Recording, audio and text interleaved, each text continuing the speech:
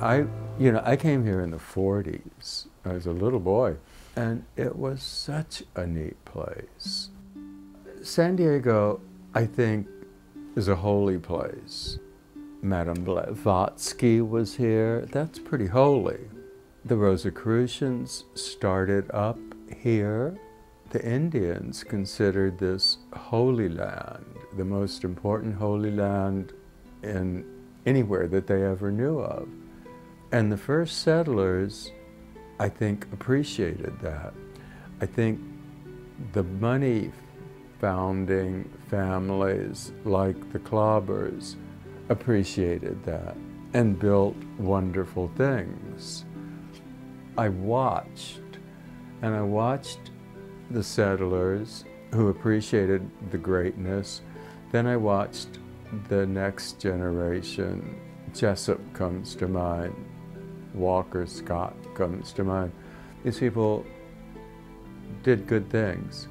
In the old days, it was the geranium growers versus the developers.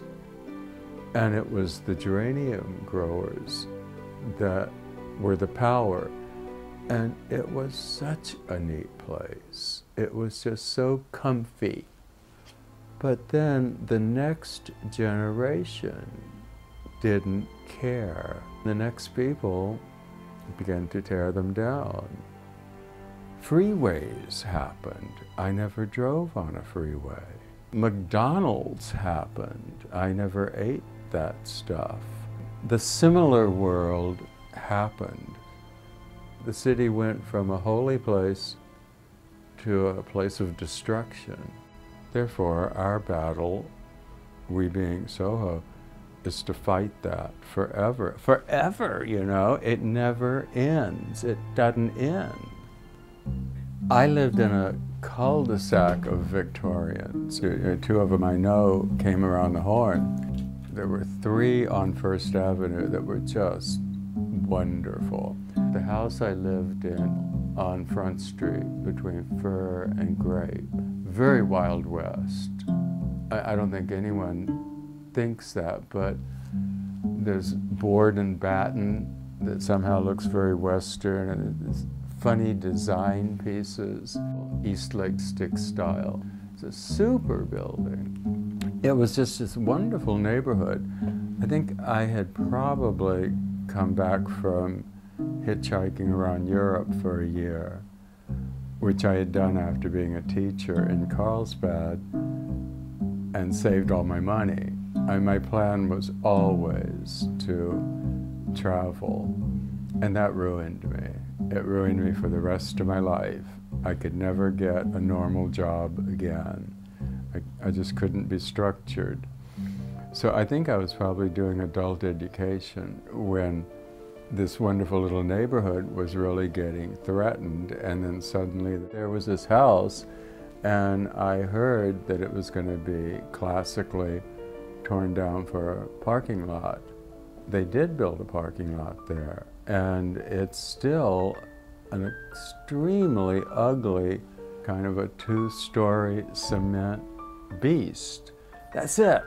And it replaced that glorious building.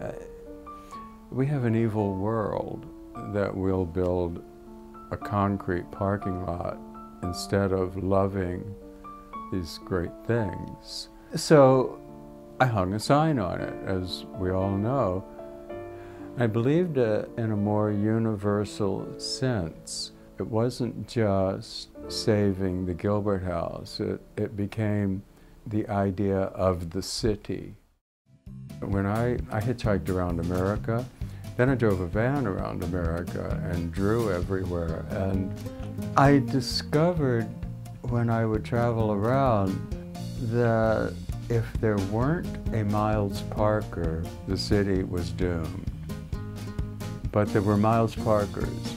I met one in St. Louis who saved his neighborhood. I met one in Washington. I met one in Northern California, but it didn't happen if there wasn't a rebel rouser. And most places didn't have it, and most places are horrible looking.